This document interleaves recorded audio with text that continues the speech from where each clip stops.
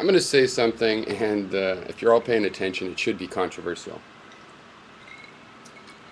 The um, the thing is, I hesitate to use the mind as a computer metaphor because people don't understand computers anyway, and I don't like to imply that the mind is just a computer. I don't believe that we can model consciousness with the Turing machine. That's just my impression. It's possible. I'm open to it. But my impression, if I have to make my guesses, is we'll need some different kind of computer, you know. For example, a computer with quantum mechanical modules, that might work.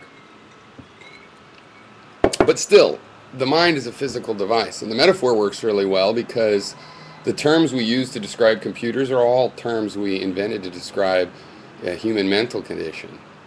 So they map a little bit, not because the computer is just like the mind, but because they originated as concepts about the mind, like memory. Okay, that concept predates what computer memory is, and there's an analogy between them, but also, you know, they're different. And we know that neurons store information in sort of a more active state, regenerating information compared to the storage mechanisms in a computer.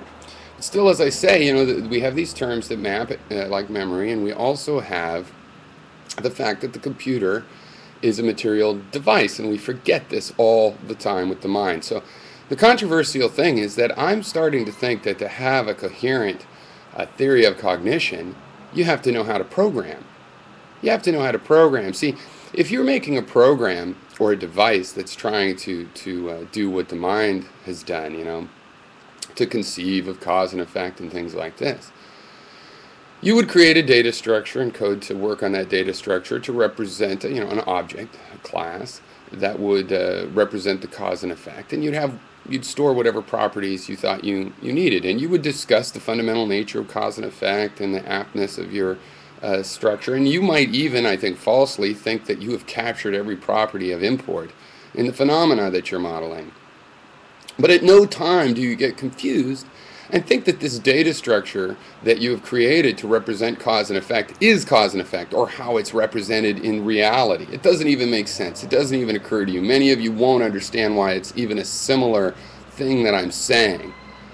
You know, why the people that don't understand embodied mentality, why they're searching to explain why our ideas are so good, why are the data structures so good, and we have to have them before we think, where do they come from? You know, we build them up ad hoc. We just throw any together, try it. You know, as long as it's testable, we can come up with one that tests better, and that is evolution. Okay. So the questions of metaphysics are really, it's not like we got to solve them and go, oh, I've got to figure this out. No, you've got to figure out why that's not the right question. Why, when you're creating data structures to model reality, you're not actually recreating reality. It's a lot like that. But if you think that your model of a building is an actual recreation of it, not just a metaphorical recreation, but you're confused. You think that the essence of the real building is the model.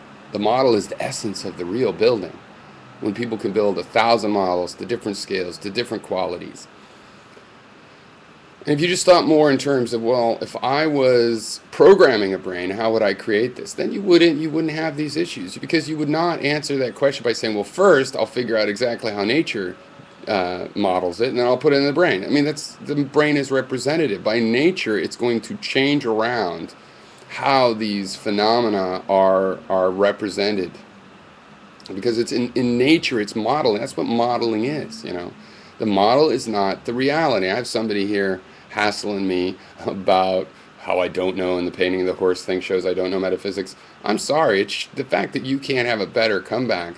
You know, you can have your own opinion, but the way you misunderstand, you know, my examples and think it shows I don't understand the issues, you know, shows that you don't understand them. Because I understand the issues, and there's issues there where you can have one take and I can have another. And then we end up with different conclusions, right? The mistake is not in my depiction of representationalism, and why the fact that we use representationalism and metaphor, okay, to understand things, why that means there can't be a metaphysics. If you don't understand how I can even make that point, then you should probably learn how to program.